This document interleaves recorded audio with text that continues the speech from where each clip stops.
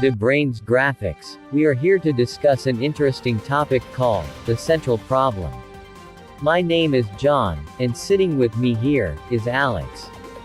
Hi, today we will discuss about LUNA and FTX.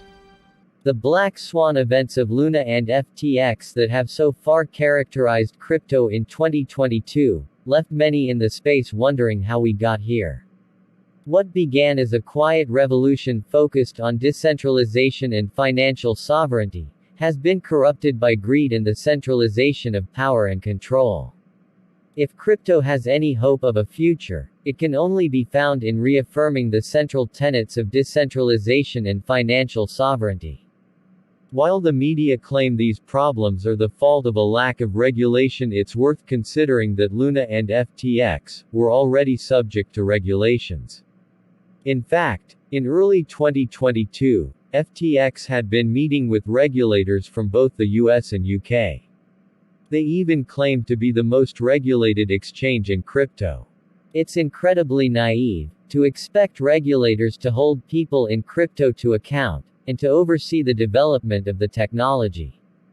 Even within the space, experts face a constant battle to keep up with the latest developments as new capabilities and approaches evolve. While many argue for or against regulation, the latest events show that overall we need to improve our skepticism and dependence on the word of influencers. As Denise, our CEO, explains, it seems that there were a number of people who knew and spoke out against SBF and FTX before the catastrophe happened. While this may not have been widespread information, for the majority of those who heard it, it fell on deaf ears. It's easier to believe the multi-billion-dollar reputable company than a thread on Twitter or a one-off video. Wilson, our COO, also said, most people don't want to risk their reputations by calling out big players in the space. The good thing that can be taken away from this horrible event is that the crypto community as a whole will be much more diligent about centralized risks, which can help the whole industry become more robust in the future. The key characteristic of both LUNA and FTX's problem is a centralized point of failure. Too much control was in the hands of too few people who acted irresponsibly. It also characterizes much of the ensuing contagion within the space. For instance, the Three Arrows Capital and Voyager Digital were both hit hard by LUNA's collapse because of their own unsafe practices. They had unsecured loans and in some cases, had misled regulators to cover up their high-risk behavior. Although these events are relatively new to the crypto space, they have a long history within traditional finance. The lure of quick and easy money can all too often tempt people into bad decisions, and blind them to the potential risks. It's why we believe that regulators need to take into account whether or not a protocol or platform is centralized or decentralized. As Denise explains, I believe that going forward, for the short to mid-term, cryptocurrencies will run in parallel, but with different regulations, to the traditional fiat system. Lawmakers are still trying to understand the fundamentals of blockchain technology. The current centralized framework in which governments operate inherently has difficulty with making smart regulations that fit within a decentralized environment. According to Wilson, I think that governments around the world need to treat centralized crypto entities differently than decentralized protocols. This differentiation will require an understanding that crypto is not all one thing or idea. This is exactly where responsible and forward-thinking companies can educate lawmakers and the general public to make more informed decisions around the cryptocurrency space. Education should be a crucial part of every project's development strategy. Blockchain technology has the power to change people's lives dramatically.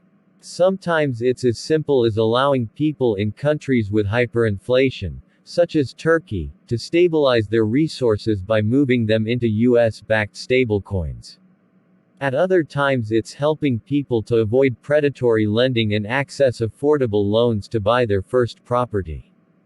As an industry, if we don't push back against those that are selfishly trying to take advantage of others, we'll rightly lose control of the space to regulators and commercial banks. The main way to protect the future of crypto appears to be decentralization. There's a very good reason this was one of Satoshi's central tenets in FTX, LUNA, 3AC, and others keep proving the importance of it. As Simon, our CTO explains, essentially, centralized services go against the core values of Bitcoin, the first cryptocurrency. While they can be useful and convenient, I believe that recent events have proven again that trusting centralized platforms with your hard-earned money can be a recipe for disaster. Paribus as a platform is designed and built in the most decentralized way possible, and is working towards becoming a full DAO. This process will take time, and key structures will need to be in place before this can happen, but over time we will be able to achieve our fully decentralized goal. Nothing is perfect, and DAOs also make mistakes, which is why we strongly favor safe and steady progress.